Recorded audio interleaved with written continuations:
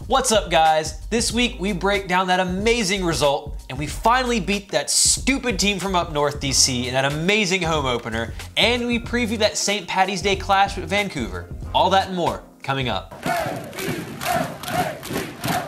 Welcome to the show, 5-Star fam. I'm AJ, this is Tito and Proud. Before we get into it, become a member of the notification squad by hitting the bell next to the subscribe button. Let's get right into it, guys. We finally beat DC. I am stoked because also Yamil Asad did not score, which I've mentioned, but I am very happy about this.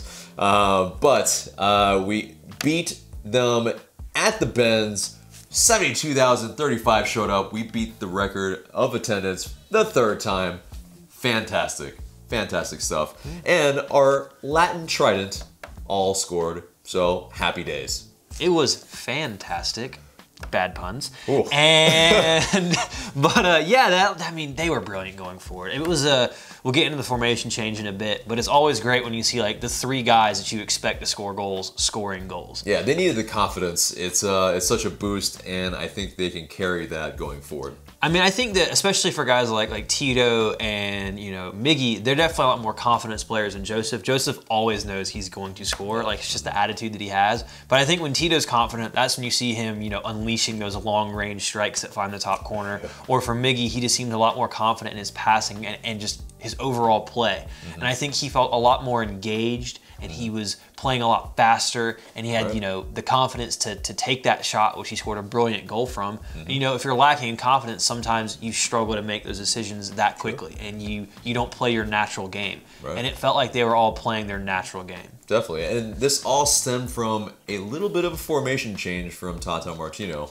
which ended up showing it as a stroke of genius because, yeah, we finally beat our nemesis. We, really shored up our defense as well. Looked really, really solid throughout most of the match. And yeah, with three-man in the back, it just looked right. Having also Parkhurst in the middle of that back three, I think really, really helped shepherd things. And people question his captainship and all that a lot, but I think he showed why he was captain. Yeah, I mean, it was kind of funny, actually. I was talking with a few people who watched the show before the match, and one of the guys was like, hey, what do you think about possibly playing three at the back? At the time, having not seen the lineup, I was like, I don't think we could do three at the back, and I was like questioning Gressel, his positioning. Could he play disciplined enough, on the right to track back and everything? And then the lineup comes out, and I'm like, well, I look stupid. And then after the match, I was just like, yeah, I was wrong. But with a bit of a caveat, we'll get into that later because I didn't think DC were that good. But I thought the team looked great. It fixed the problems they had last week. Lorenowitz moved back into midfield, which solved problems, as honestly we thought it would, because that's his natural position. And we'll break that down a little bit more in detail later. But, he was phenomenal. I mean, he didn't necessarily maybe do a lot of things flashy, but he did amazing work occupying that space, basically preventing any of those counterattacks that killed us last week. Exactly. And I think also having Miggy back in his 10 role, that definitely helps. I mean, even though, he can drift wherever he wants, but it's basically him in that role allowed Nagby to also kind of free up him and do what he does best. Because Miggy was kind of tasked with also defending a little bit more, recovering balls and hounding players and pressing. It's definitely, he played to his strengths and Nagby played to his strengths. And also, we need to talk about Tito and Joseph up top. They paired so well. Yeah. It just looked right. Yeah, I mean, you got to think that Tito's natural position is actually as a striker, as a center forward. Right. He just plays on the right because he's a phenomenally, talented player. And I thought that was actually something that I really liked, was them playing as a front two. Right. I think playing as a front two offers a lot of positives. It can be risky sometimes, but in a 3-5-2, you know, you're already packing the middle of the park, so you know, you kind of alleviate a little bit of the defensive issues there. But I thought it was brilliant because, especially with both of them being as rapid as they are, and Tito, you know, has the ability to drift out. And in fact, one time in the second half in particular, I mean, he absolutely just, you know, torched DC with a run down the right. I mean, he has the ability to move around and pull defenders, and then that leaves Joseph able to make those runs inside, which is how the first goal came about. I mean, Tito drifts out to the right-hand side. A fantastic ball from Nagby, the exact ball that, you know, we signed him to play. I mean, perfectly weighted right into his path. And then Tito plays a fantastic ball across the face of goal. With a little bit of a nutmeg. Yeah. Yeah. Just a fantastic ball across. And I mean, it's a simple finish for Joseph. And it's movement like that and passing like that that is how Atlanta United play. And that was, they got back to their bread and butter with that. Even though they changed the formation, they got back to that passing and that movement and that, you know, running into space that we got used to seeing from them last year. Yeah. And I think there's a slight pattern of slid-in goals for the first goals in stadiums or of New Year's or whatever may have you. Yeah, there's a pattern. It's weird. It's very strange. Yamil, Bobby Dodd, sliding goal. LGP, the scuff slide. And then our first goal of the season this year is Joseph with a little bit of a slide into the back post. You know? Obviously, no pattern really. I mean, but still, just a little something, little fun little nugget there. It is interesting to see that. But yeah, I think you know, Tito and Joseph together is just something that obviously against a kind of packed-in team like DC, it works out well against them. We'll see if going forward that is the formation that we go with, because I mean, I think against a bunkering team this worked really well because DC, they were just a lot of times outnumbered and passed around in midfield. Yeah, I mean, it pulls so many players into the middle of the park, which then in turn gives your wing backs a lot more space. And when you have a player like Nagby who can find that pass, especially if it's a simple pass, which, you know, even though it was a brilliant pass to Tito, that was a simple pass.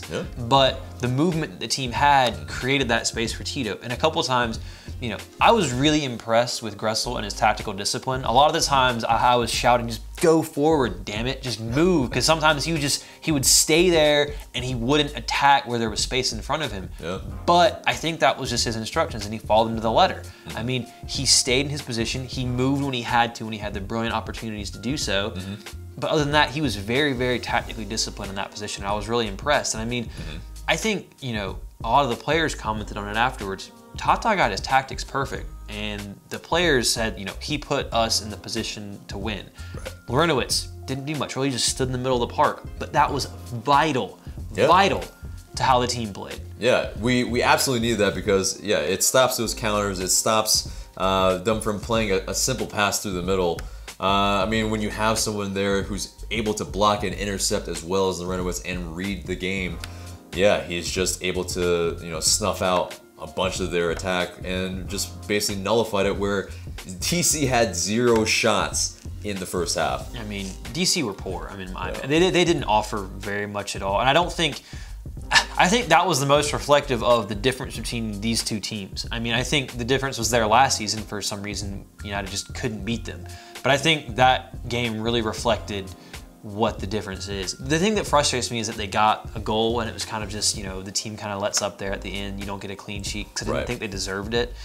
But I mean, United was brilliant and DC were just poor. Yeah, and speaking of that goal that DC got, it was a Yamil Asad assist. Yeah, it's not a shocker. So, yeah, I mean, and it's just, I think, sheer will that Asad got that ball through and, you know, DC was able to score, but it was a little bit of a miscommunication between Escobar and LGP. LGP tried to play offside and it just really didn't work.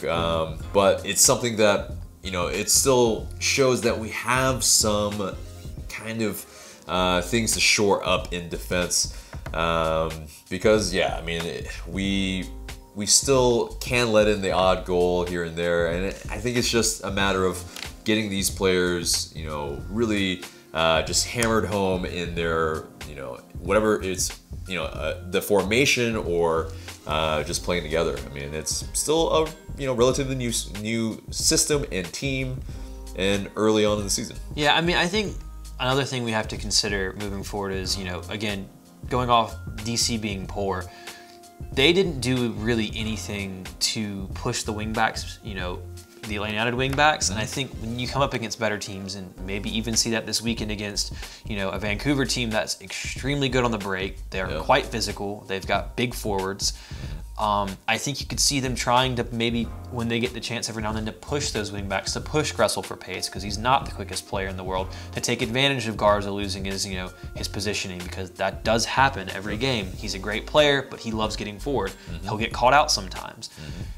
You can still get caught and lose the ball and be put in poor positions when you're playing a 3-5-2 if you're not careful, and if you're being, one lazy pass sometimes in the wrong area, and you can get torched really quickly. So I think it was a good system, and it was nice to see that tactical change from last week. And that's why Tata is El Tata. He's a tactical genius at that stuff.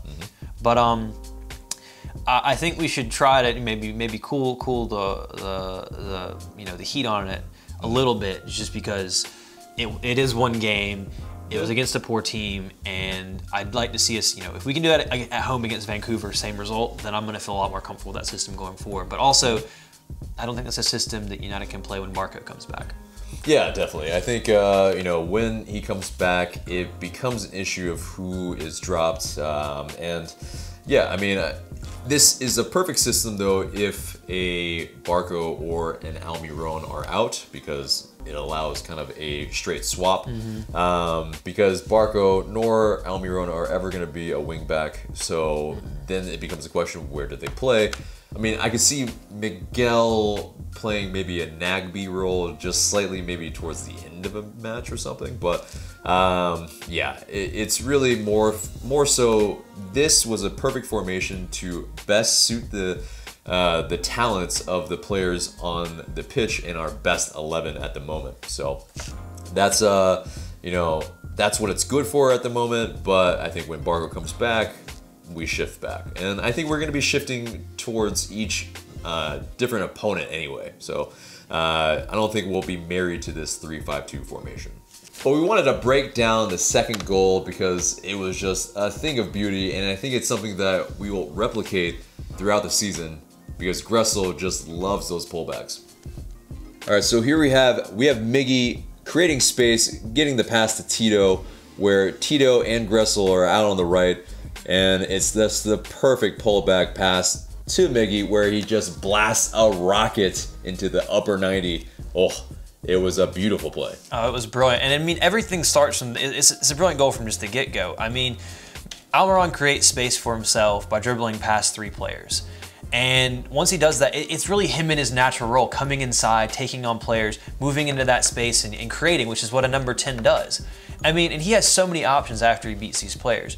But you kind of see the formation lending itself to taking DC apart here, because you have Tito dropping into some space here, which kind of makes the fullback make a decision, because now since he's in so much space, it allows Gressel to push forward into that right-hand channel.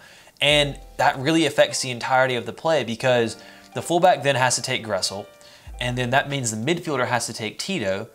And then the brilliant thing is they're so worried about Joseph Martinez in the box that Junior Moreno, the midfielder, is just tracking back, staring at our number 7, instead of worrying about the big hole at the top of the box that is now being occupied by Miguel Almiron. And Miggy sees this from the get-go. He's pointing, he says right where he wants it.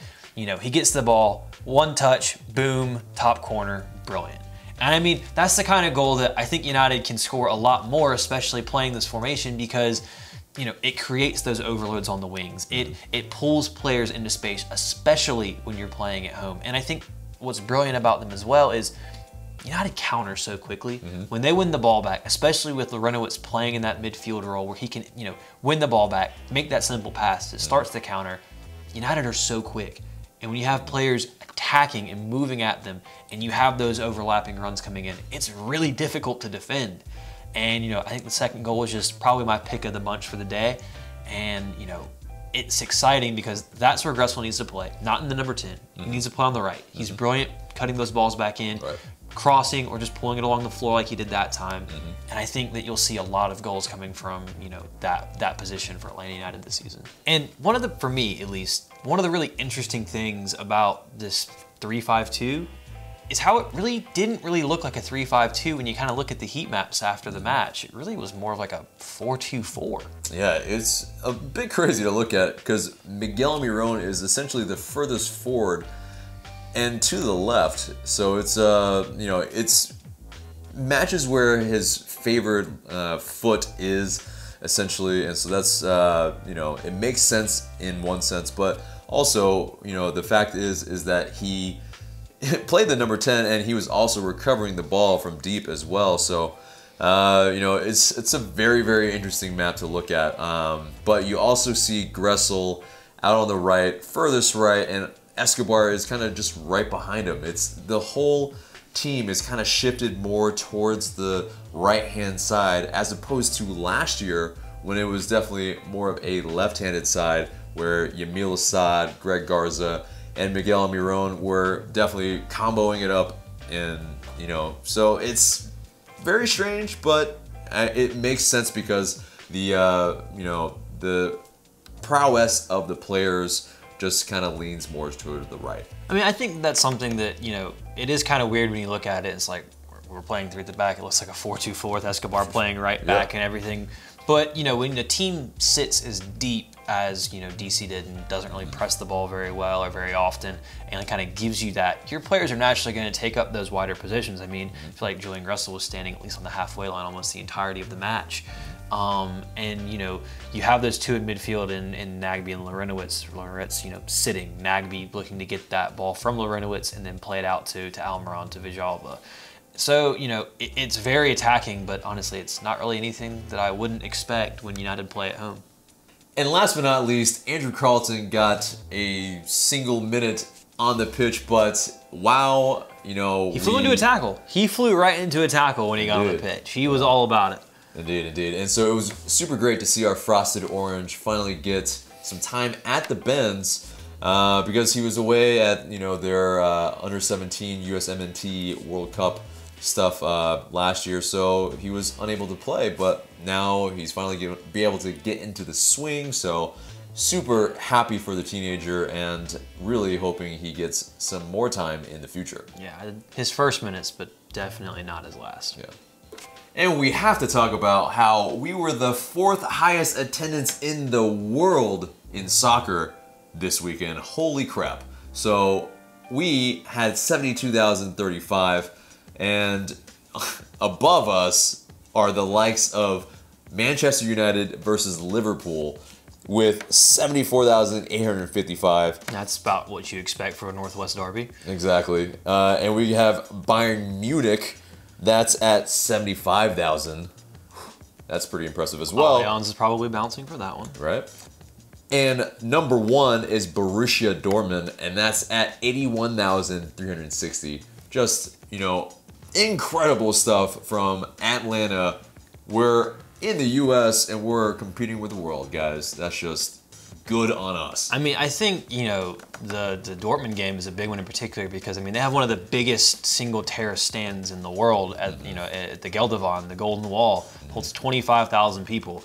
And, I think, obviously the supporter section isn't that big, but we're making a lot of noise. And it's not just coming from there, it's coming from the whole stadium. And you see players like Garza saying he's never played in an atmosphere like that before. I mean, you see these players, and Joseph talked about it in a video this week, how the atmosphere is incredible. And I can't imagine what Barco will think when he finally gets to step on that pitch and play because obviously, he's played in some very high pressure matches in South America. But I think in Atlanta, we're doing ourselves some pretty good justice, especially considering everyone was making fun of us at that first video that came out a few years back. Well, yeah. Look at us now, guys. Indeed. And speaking of Barco, he was seen and spotted walking around the stadium, trying to be all kind of hoodied up and coy walking around, and he got noticed. I mean, he might be a little bit diminutive, but he definitely got noticed. So maybe in the time that he's out, we'll be able to see him around Mercedes-Benz still. And I think he just wanted to kind of check out the atmosphere and see really what all the fuss was about. Well, I mean, there's going to be a lot more fuss when he starts playing because I think he's a player that's going to be getting us the edge. Well, not that we don't sit anyway, but, you know, the whole edge of your seats type thing, I think everyone will be standing for whenever he plays. And Miggy got the golden spike for being the man of the match, and very well deserved, of course, with a goal and an assist. But he was also marrying it up, as in being a mayor, by holding babies, taking photos. I mean, it was just a sight to behold. And that was pre-match too. I mean, there were little girls like holding up signs that said, "I love you, Almiron." It was just so heartwarming. Yeah, I think he's probably pretty comfortable here. I mean, goodness gracious, there's not a more likable guy than that fellow. I mean, he's just brilliant. Whenever he leaves, it's going to be a sad day. It's gonna be a sad day. You had to bring it up to that. Man. Yeah, I know, but it's just like, he's just so brilliant. And when he puts in performances like that, and you see how much he cares about the fans and how much the fans care for him, it's tough, you know. But I think it was really cool that not only did he play so well, you know, 4 of his closest friends from Paraguay who've never been on a plane before, never been to the United States, get to come, get to see that atmosphere, and see him score a goal, an absolute screamer of a goal as well.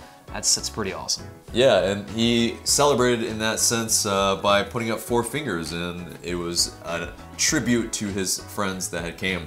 So we have a Rowdy and Proud beer, guys. Say what? Indeed. What? It's crazy. Yeah, so Resurgence and 3 Taverns Brewery collabed and essentially put a beer out with that chant. And so that's incredible. It's pretty dope. So basically we went to the reveal party and we got the behind the scenes look at how the beer was made and the genesis of the entire idea, and also the genesis of the Rowdy and Proud chant to begin with. So here's a little clip. This beer is for every single person that's inside that stadium that wants to be a part of the atmosphere. Like, this is not just for us. When that whole stadium gets going saying Rowdy and Proud, the whole stadium is involved. And you know, we don't want to hold that to ourselves, and that's what this beer is. We want to share it with everybody. So that was just a little clip, so we hope you watch the entire thing on our channel. It's live now, go check it out. And in our very curious news segment of the week, what's up, Jimmy Conrad? Yeah, so Carlos Carmona's wife was spotted early this week with Tito and Yamil and some friends at a Buckhead restaurant. So that's interesting because if you kind of pair that with what we were quoted with, basically Carmona's wife was said as having complications in her pregnancy that she couldn't travel. She's spotted in Atlanta. You guys form your own conclusions, but maybe we've been bamboozled, but Carmona's gone. It's what it is. But, yep. And guys, we are right back at the bins this Saturday, St. Paddy's Day, day before my birthday. Ooh. It's going to be a great weekend. We have Vancouver. They're actually doing quite well right now. They've won 2 on the bounce, and they thrashed us 3-1 last year.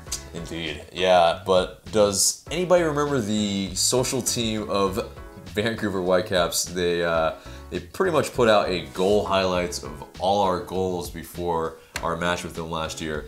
I felt like it was almost like reverse psychology because you know, it probably got our team to pretty much go in ultra confident, like, oh yeah, we're gonna score a bunch of goals, and then we get just whooped. I mean, Waston, their center back, basically just tore us to shreds on set pieces, on headers. Dude's a monster, and you know, it's something that we still need to shore up against them, and it's gonna be a tough matchup. And they've only gone and added Kai Kamara, who's one of the best strikers in MLS, and who also just hit his 100th goal in MLS this past weekend against a Houston team that they beat 2-1 in Houston, that we lost to 4-0. Yeah, so I don't know if ergo facto that means that we're also gonna get whooped, but oh man, it doesn't mean that. But, they were good. I mean, the thing that scared me is not only they were good, their second goal came from a brilliant counterattack. And as we saw, that's what we were very susceptible to against that Houston team. But at the same time, I think obviously we're going to be playing different. We're going to be playing at home. There'll be the crowd factor. I think that they'll set up defensively and look to hit on the break, look to hit off set plays. Michael Parkhurst talked about that this week, about how Atlanta United need to avoid giving up too many set piece opportunities to a team as talented in the air and off those pieces as Vancouver are. Right. So that does concern me, but at home, I still feel pretty confident, and I think we'll probably see the 3-5-2 again.